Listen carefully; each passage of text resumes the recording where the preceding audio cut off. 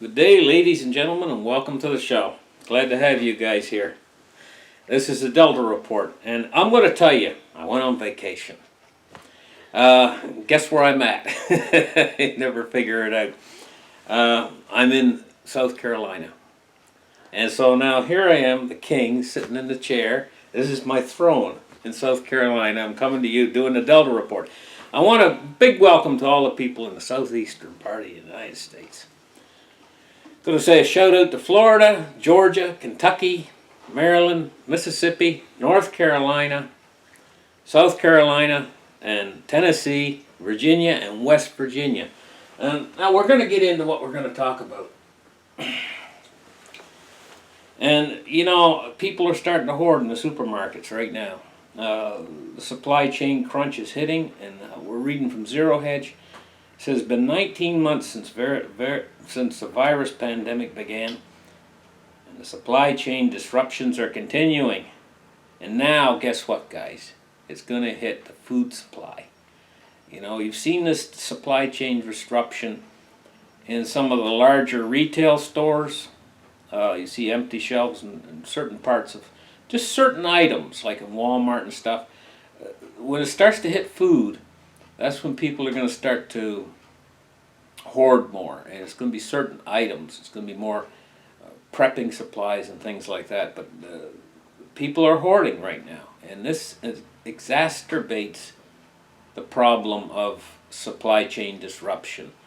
What else have I got here? Let's take a look. Things are getting messy in Italy right now, guys.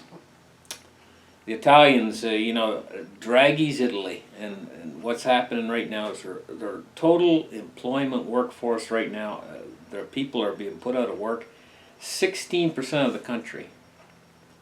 Now, if you can imagine that, we're talking about, this is going to have an impact on the Italians.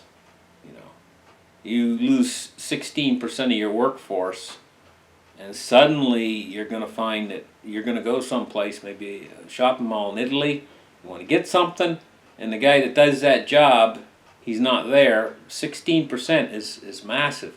So they're going to have to do something about that. But I'll just read a little bit of it. It says, "It's a strange experience watching the events currently unfolding in Italy from the relative calm and normality of Catalonia." And it says that COVID passports and restrictions and to access to public places.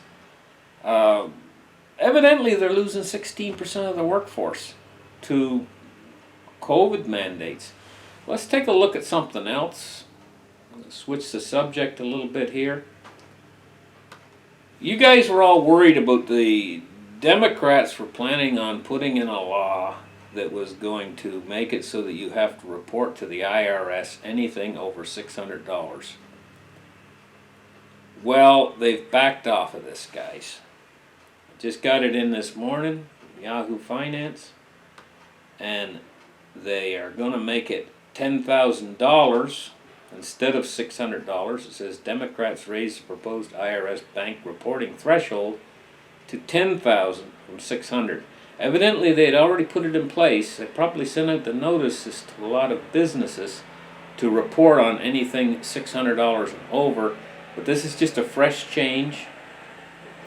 We're looking at it going to $10,000, but they're making it per year. So it says Washington routers. Senior Democrats in Congress have agreed to raise the proposed tax reporting threshold for bank account inflows and outflows to $10,000 a year, with exemptions for wage income from an earlier proposed of $600 that drew criticism for being too intrusive. Yeah, you can't do anything now with $600. And so they're not going to go with that. I think it would have made just too much paperwork and stuff, you know. But where they're laying this law down to is reporting requirements, because they're talking about anti-money laundering rules. They're trying to crack down on money laundering, but I've seen them use that excuse for many years when they want to get legislation in place that actually makes it tighter for money to move through the system. You know, I mean, let's face it, $600 now doesn't buy any more than $300 did maybe a year or two ago. You know, we got this persistent inflation, and it's only going to get worse in the next little while because we're looking at a second wave of inflation actually coming through. Now in the United States right now, it says no jab, no job. Thousands of American workers could get pink slip. Well, you know, you might run into this, you know, and this is what problem they got in Italy, but it's 16% of the workforce. Now, those are big numbers.